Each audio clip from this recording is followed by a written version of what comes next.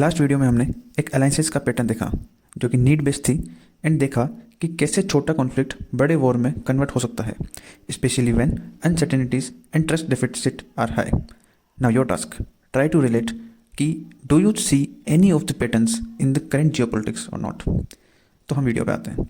तो हमने देखा कि post world war one past agreements, most important the treaty of Versailles, जिसने जर्मनी की economic growth, domestic production, military expansion सब पे रोक लगा दी। हम कह सकते हैं कि ये एक तरह से अटेम्प्ट था जर्मनी को कॉलोनी बनाने का। बट कौन कर रहा था? आंसर है जिसे ताकतवर जर्मनी से सबसे ज़्यादा खतरा था, and that is Britain and France. तो जर्मनी सिर्फ इकोनॉमिकली एंड मिलिटरीली ही वीक नहीं हुआ, बल्कि जर्मन्स की साइकी पर भी बहुत नेगेटिव असर पड़ा। More worst was the 1929 great depression, जिसने जर्मन इकोनॉमी को ऑलमोस्ट खत्म करने के कगार पे पहुंचा दिया। Now this environment was the ideal condition for the rise of Hitler, जिसने फिर फासिस्ट कैंपेन लॉन्च किया based on two things. First, nordic superiority, that Germans are the purest Aryans and all other who are impure need to be killed.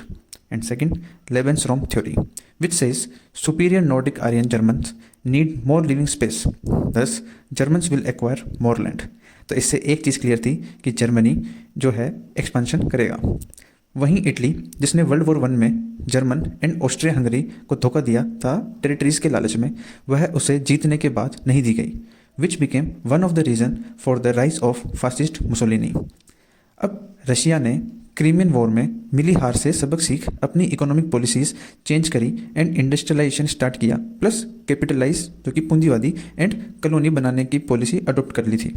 Capitalist charge काफ़ी exploitative थे, जिससे 1898 में socialist का rise हुआ, जिसने RSDLP party, that is Russian social democratic labour party establish करी, जो jar को हटाना चाहते थे। अगर आप कहोगे तो Crimean war and Russian revolution पर कभी सेपरेट वीडियो लेकर आऊँगा। वैसे अगर आप ऑब्जर्व करो तो रशियन रिवॉल्यूशन ने इंडियन पॉलिटिक्स को काफ़ी इन्फ्लुएंस किया, एंड अब भी कहीं ना कहीं वो इन्फ्लुएंस हमें सिस्टम में दिखता है। तो वीडियो में वापस आते हैं। Post world war one league of nation नाम की बॉडी बनाई गई, जो फ्यूचर में ऐसे बड़े वॉर्स को होने से रोके, but it failed to check the rise of Hitler and Mussolini, and also failed to contain Italian annexation of Abyssinia and Japanese invasion of Manchuria in 1935. In invasions ने फिर वर्ल्ड वाइड इनसिक्योरिटीज़ बढ़ा दी and फिर से alliances form होने लगे। तो आप देख रहे हो कि इनसिक्योरिटीज़ बढ़ने से अलाइंसेस फॉर्म होती है एंड वो अनसर्टेनिटीज़ एंड वॉर्स की तरफ धकेलती है।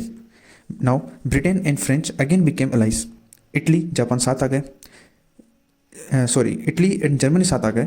जापान ने रियलाइज़ किया कि जापान का राइज ब्रिटेन एंड फ्रांस को अच्छा नहीं लगेगा, सो जापान ने जर्मनी एंड इटली को ज्वाइन कर लिया एंड फासिस्ट एक्सिस का जन्म हुआ। अब नेक्स्ट वीडियो में हम allied powers and world war two को देखेंगे। Till then stay tuned, thank you.